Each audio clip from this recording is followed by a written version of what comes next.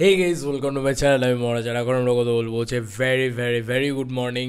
ধূমকেতু second song কি আসতে চলেছে, সেটা সোনু নিগমের গান নাকি জুবিন গার্গের গান, সেটা দেবদার পার্সোনাল ফেভারিট কি আসতে চলেছে। এটা কিন্তু সব জায়গা থেকে একটাই জিনিস বলা হচ্ছে, সেটা হচ্ছে মা আসছে। মা বলে যে গানটা আছে সেই গানটা আসছে দেবদার। তো এটা দিল সে দেবিয়ান থেকেও পোস্ট হয়েছে, বারবার করে তারা পোস্ট করেছে, বারবার করে তারা বলেছে যে হ্যাঁ মা বলে গানটা আসছে। এবার আর এই ছবিগুলো দাদাকে কী লাগছিল সিরিয়াসলি, মানে হ্যাশট্যাগ এমনিটা দাদা ছাড়ছে না, হেভি লাগছিল কিন্তু কালকে। যাই হোক, দাদা রোজই কিছু না কিছু ছবি পোস্ট করছে, এটা বেশ আনন্দের বিষয়। আচ্ছা, মেনলি যেটা বলা সেটা হচ্ছে এইখানে দাদার যে মানে ভিডিওটা, সেই ভিডিওটার ভিতরেই কিন্তু দিল সে দেবিয়ান লিখেছে মা আসছে, মা সং কামিং সুন।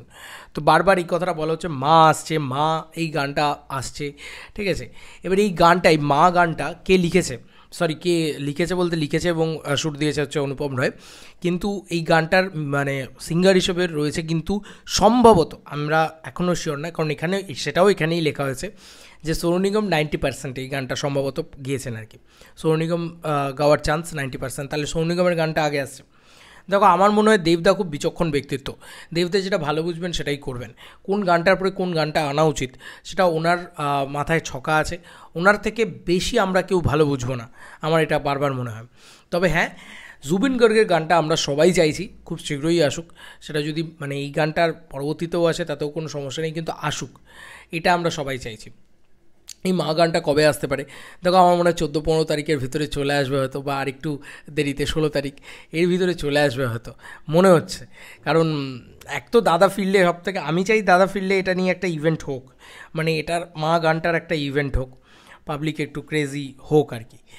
তো বাকিটা জানি না, কিন্তু ব্যাপারটা হচ্ছে যে মা গানটার আমার মনে হয় যে মা গানটা একটা স্যাড সং, আমি বুঝতেই পারছি, সেটা আমাদের কাছে ক্লিয়ার।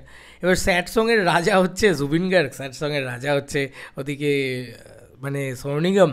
তো বোঝা যাচ্ছে না যে কেই গানটা করবে, ডিজাইন করবে। তবে এই মা গানটা আসছে, এটা বিভিন্ন জায়গা থেকে ছড়িয়ে গিয়েছে সোশ্যাল মিডিয়াতে, দেখা যাক কি হয়। তবে আমি তো খুব এক্সাইটেড। আর বলে দিতে চাই এই ভিডিওর ভিতরেই যে এই অবিশ্বাস্য রেকর্ড, এক অবিশ্বাস্য রেকর্ড, ধূমকেতু নিয়েই বলছি। দেবদার একটা ভয়ঙ্কর রেকর্ড অ্যাকচুয়ালিতে, কারণ সত্যি বলছি এই মানুষটা না ফাটিয়ে দিচ্ছে। মানে রেকর্ড কাকে বলে সিরিয়াসলি, মানে ট্রেন্ডিংটা তুমি জাস্ট ভাবতে পারবে না। অফিসিয়াল ট্রেন্ডিং যেটা ট্রেন্ডিং নাম্বার 1, সেখানে মিউজিক ট্রেন্ডিং সেখানেও নাম্বার 1, এই দেখো। আর যারা বলছে যে ইন্ডিয়া ট্রেন্ডিং না, তুমি পশ্চিমবাংলা থেকে দেখছো তাই তোমার কাছে ট্রেন্ডিং, শোনো ভাই, ইউটিউবটা কারোর পশ্চিমবাংলা বিহারের জন্যে মানে করা থাকে না, এটা ইন্ডিয়া, এটা কোথায় দেশের জন্য হয়।